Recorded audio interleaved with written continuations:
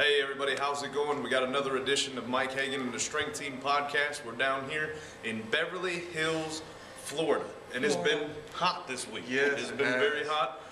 Thank God. The church has been praying like crazy for Hurricane Irene. It pretty much missed Florida, and it didn't ruin the weekend, so we thank God for that. But I'm excited about tonight. It's World Record Night here and at First Baptist Church, Beverly Hills, and I'm here with my good friend, Miss Janet Abraham Clark. And for the very first time, introducing him to you, the newest member of the Strength Team, the big man himself, Mr. Zeb Bishop. And I believe the ugliest one, bro. No, not at all. But this guy's huge. He's about 6'5", over 300 pounds. And actually, he's seen the Strength Team plenty of times. First in Stark, Florida, a couple times in Inverness, Florida. In fact, we were just there in December at his church, Pastor Greg Kell, and those guys over at Cornerstone. And just a great guy. It's been really a privilege to be with him this week. He's got a great heart, and I think he has a very bright future in the Feats of Strength ministry. And so we just want to give you a quick update about the week. I believe we did 5 assemblies rather this week. We did 3 in the local schools. And Jen, I know you were going to kind of touch on that a little bit.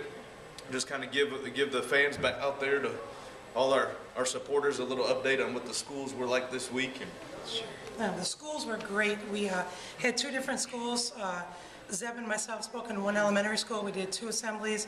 There was about 800 students there. It was awesome to be able to captivate the young people's hearts by the things that we do. And then when we speak words of hope and life and encouragement to them, the kids just were going crazy when it was time to cheer and clap. But when we spoke and encouraged them to make right choices, to be a champion, we let them know they're born not winners or losers, but choosers, and they have a seed of greatness in them. It excites them. It lets them know that they're a champion on the inside of them. And so they just went nuts. It was awesome. Both of the assemblies, the teachers were in amazement. They said it was one of the best assemblies they've ever had. And they were actually excited to pass out the little baseball cards. The teachers were standing in the hallways handing out the little baseball cards, making sure the kids got one. So it was really, really great. It's a great testimony to this week. There was a little concern coming in. As you guys know, sometimes those little baseball cards, we catch a little flack from the school. Sometimes they get really concerned about passing out those cards. And there was some of that here this week, but we just stayed in prayer. We stood in faith that somehow, some way, we were going to be able to get those cards out, and it happened. And we even had teachers that were handing them out. We had students that were handing out. It's really excited. And we've seen a lot of kids from the schools come out this week, and we're believing for a big crowd tonight. But we also did yesterday morning, we did a level 10 maximum security juvenile detention center. And so Big Zeb, I know this is something that's pretty close to your heart, something that you do. He's a corrections officer right here in the Florida area. And so just kind of share with the folks out there a little bit about yesterday and how that was. Yeah, we went out there yesterday morning. It was really cool. I think we saw about 40 from I think 14 all the way up to about 20. We got to see 8 of them. I believe it was about 8 of them make decisions.